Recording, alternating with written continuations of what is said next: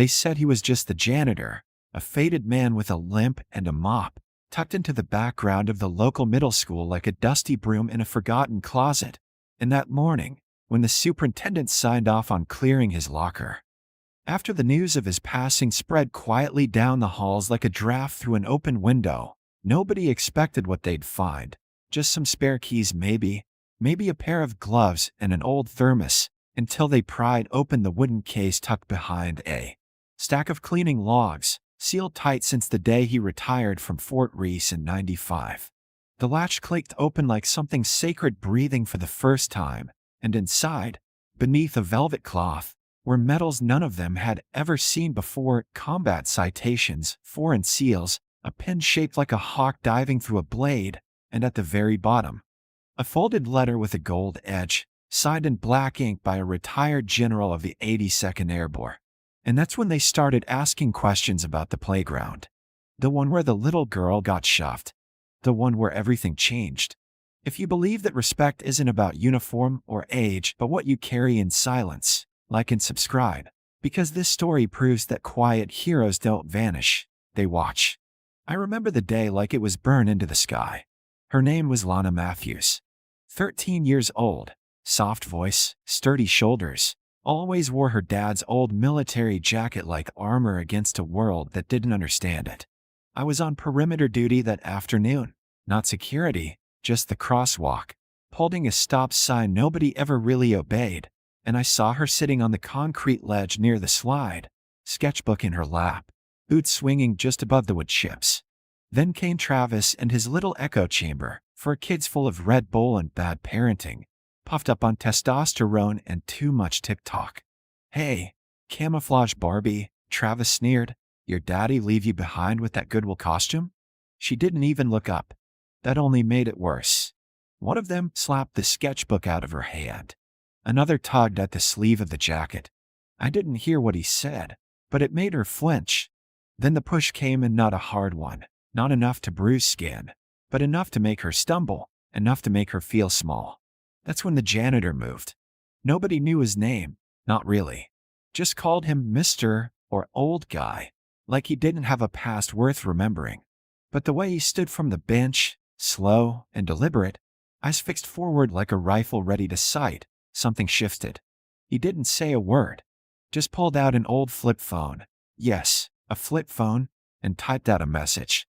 It didn't seem like much at the time, but what we didn't know, what none of us knew, was that message went out to people who didn't wear their uniforms anymore, but still remembered how to move when a distress call came through. First came the black SUV with government tags, parking by the curb like it owned the block. Then the guy in the denim vest with the Marine insignia and the old scar across his neck. Then the woman with the desert boots and the posture of someone who could snap your spine but still kneel to talk to a child without scaring her. One by one, they came in, not in a line, not with noise, but with gravity. Lana saw them before anyone else. Her sketchbook was back in her hands, dirt smudged across the pages, and when she looked up, her eyes didn't show fear. They showed recognition. I didn't know it then, but those people weren't strangers. They were her father's unit. Ghost from war who still walked like the ground owed them silence. Her father, Daniel Matthews, retired staff sergeant, two-time Bronze Star, saved a platoon during an ambush in Kandahar, had once led those very men and women. And now, without sirens or fanfare, they had come for his daughter. Not to fight, to witness, to protect. Travis backed off fast when the Marine stepped forward. "You think shoving a kid makes you tough?" the woman asked, low and even. "Try carrying a child out of a minefield and coming back to a country that forgets your name." Nobody raised their voice. Nobody laid a finger. But you could feel the ground tilt. Teachers looked up from windows. Students froze mid-recess. Phones stopped recording. And Lana stood. Her jacket flapped in the breeze. Her voice didn't tremble. "You thought I was alone," she said, loud enough for all of us. "I'm not." I'll never forget the way the janitor nodded once and sat back down, like his job was done. We found out later that he'd been in the 75th Ranger Regiment. That the medals in his locker weren't just participation trophies, they were stories written in sacrifice. And now, even in death, He left behind a message that echoed louder than any parade. Never underestimate the quiet ones. Because they're the ones who stand when it counts. Just like he did. Just like Lana does now. It was the kind of silence you only hear before a storm, the kind that settles over a place right before something happens that no one can take back. And after that moment on the playground, after Lana stood up with her torn sleeve and the echo of her words still bouncing off the monkey bars, nobody really knew what to do. Not the teachers watching through the window, not the principal walking fast in heels she wasn't built for, not even Travis, who suddenly looked very small despite his swagger and spiked hair. Because when the first black SUV rolled up like it belonged there, and a tall man stepped out wearing a faded airborne patch on his sleeve and a face carved from years of consequence, the playground changed from a place of taunts and tetherballs into something quieter, heavier, sacred even, like the air was holding its breath and waiting for someone to say what we were all starting to understand. Lana Matthews wasn't just some kid with a military jacket, she was a legacy walking. In the daylight, and someone had just messed with the wrong daughter. It wasn't just one vehicle. Over the next 10 minutes they came in waves, not loud, not in formation, but purposeful. An old Ford pickup humming like thunder, a dusty motorcycle idling low, a retired medic's van still bearing the ghost of a red cross faded by sun and time. And from each one stepped someone who didn't need to announce who they were, because you can see it in their eyes, that slow-skinned gaze that took in exits, cover points, wind direction, and heart rate all in a blink. And when they walked toward the chain link fence of the schoolyard, nobody told them to stop, nobody asked for ID, and nobody even remembered to breathe, because this wasn't about protocol anymore. It was about a bond, about blood, about a call that had gone out from one of their own.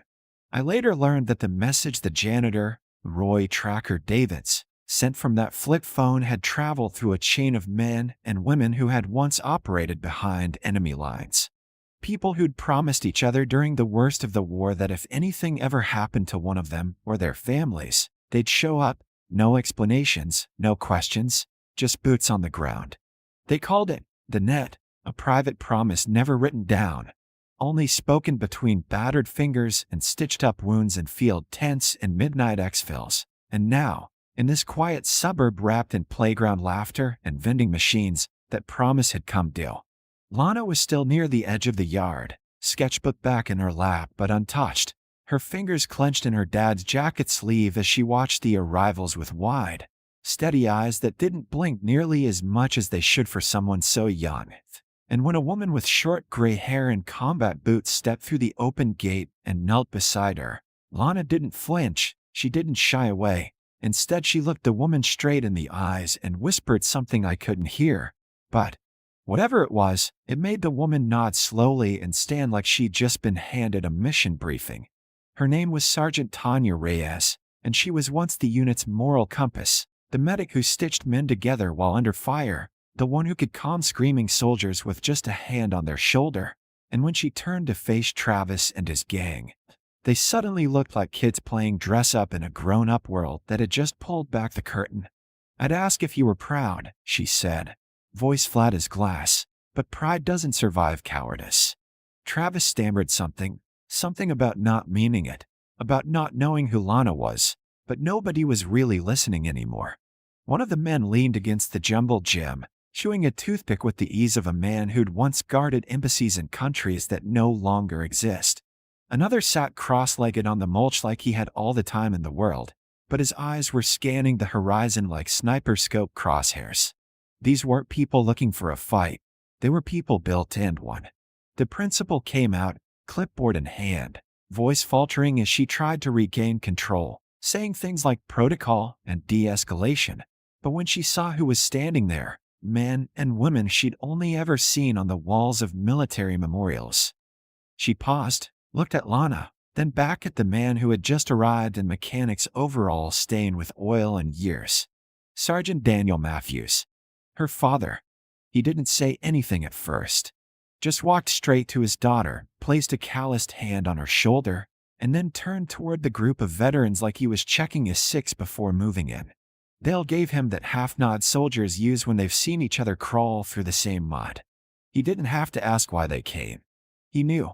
He stepped toward Travis, who hadn't spoken since Reyes locked eyes with him, and said in a voice that could have cut granite, "You shoved my daughter for wearing the truth. You mocked a child for carrying the weight I bled to protect." Travis looked down.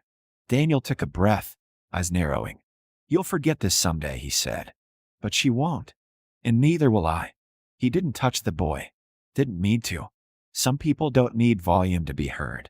Then he turned to Lana, helped her fold a sketchbook, fixed her sleeve gently, and whispered, "They showed up because they remember. And so will you." She nodded. No tears. Just that silent steadiness passed down like an heirloom. The net didn't hold a press conference. They didn't issue statements. By sundown they were gone, vehicles disappearing down quiet streets like shadows at dusk, but what they left behind stayed. That night, the story burned through social media like wildfire. Retired unit assembles to defend fallen comrade's daughter. News crews came. The principal held a forum. Travis was pulled from the school for behavioral reevaluation. But none of that mattered as much as what showed up on the chain-link fence 2 days later. A new sign, polished brass, bolted beside the playground entrance. It read, "Matthews Field, where honor stood first," and just beneath it, scratched into the metal with a steady hand, "Quiet doesn't mean weak. Sometimes it means you're waiting." It started with a knock on the superintendent's office door, quiet but firm, the kind that announces itself without asking for permission. And when she opened it, she didn't expect to see the man standing there in civilian clothes, holding a folded flag under one arm and a sealed envelope in the other. Not until she looked into his eyes and felt something tighten in her chest, the same look Lana's father wore, the same calm stare that said more in silence than most people manage with 100 words. And as he stepped forward and placed the envelope on her desk, he said nothing, just nodded once and walked away. But the envelope, it was addressed not to her but to the district board, and by the time they opened it, the wheels were already turning. Inside were photographs, one of Lana at age 4 sitting on her father's shoulders during a Memorial Day parade, another of Sergeant Matthews in uniform, holding the line in the foothills of Afghanistan, and with them, a brief, typed message. "Honor doesn't retire, but it watches who forgets." That week, word spread further than anyone expected. A story that began as a cell phone video of Lana standing up to her bullies now aired in prime time. Veterans Unit returns to defend his daughter, school community response. But what made the biggest waves wasn't the coverage, the attention, or the apologies. It was what happened the following Friday, when the school announced something no one had seen coming. A new student-led tradition, initiated by the principal, backed unanimously by staff, and written in the student handbook itself. It was called the Watch Shift. Every morning, one student would volunteer to walk the perimeter of the school playground before the first bell, not to patrol, not to spy, but to remember to walk quietly like the janitor had, like Lana's father did, like the unit had done when they arrived without a word. And Lana? She was the first to walk it. That morning, before the sun even hit the jumble gym, she stepped onto the edge of the grass wearing that same old jacket, the tear now stitched with a new patch, an eagle inside a circle of stars, sewn on by Reyes herself, and in her hand was a simple clipboard, just like the one Roy Davids used to carry. She didn't say much, just walked the fence line, turned corners slow, glanced toward the tree line like someone who'd been taught where to look, not for danger anymore, but for memory. Students noticed. Then teachers. Then the parents who once parked distracted in the car line now watched their kids start their day under the quiet shadow of a child carrying something older than all of them. And on that same day, just before lunch, a boy in Travis's old friend group threw a basketball at another kid's head and laughed. Not a big moment, not loud, but Lana saw it. She didn't raise her voice. She walked right up, stared at him, and said one sentence that turned the volume in the yard all the way down. "You want to be remembered like him?" She didn't have to say the name. Everyone knew who she meant. The boy froze. The others around him lowered their eyes. And somewhere, deep in the staff building, a teacher smiled and nodded quietly. That afternoon, an unmarked package arrived at the front office. No return address. Inside was the shadow box, The one Roy had kept above his bed, the one they thought was locked since '95. Except now, it wasn't locked. It had been reorganized. His medals were placed on one side. And in the center, under clear glass, was Lana's sketchbook, open to a drawing she'd made the day before of the playground, the unit, and a quote in her own handwriting. They came without asking, because they never stopped watching. Beneath it, in small print, the page was signed, L. Matthews, Watch Shift 001. Over time, more boxes would arrive. One with dog tags and a note that simply read, I served with him. Another with a folded uniform and a handwritten scrawl. She reminds me of what we fought for. And eventually, the entire school installed a permanent glass case near the main entrance titled Legacy Wall. Lana never asked for that. In fact, when the dedication happened and they tried to hand her a microphone, she simply shook her head, stepped up to the plaque, and pressed her fingers gently to the brass edge.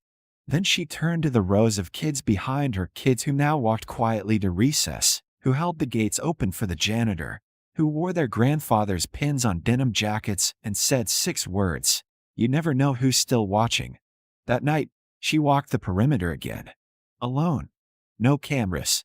No ceremony. Just her and the jacket and the hum of the chain-link fence in the breeze.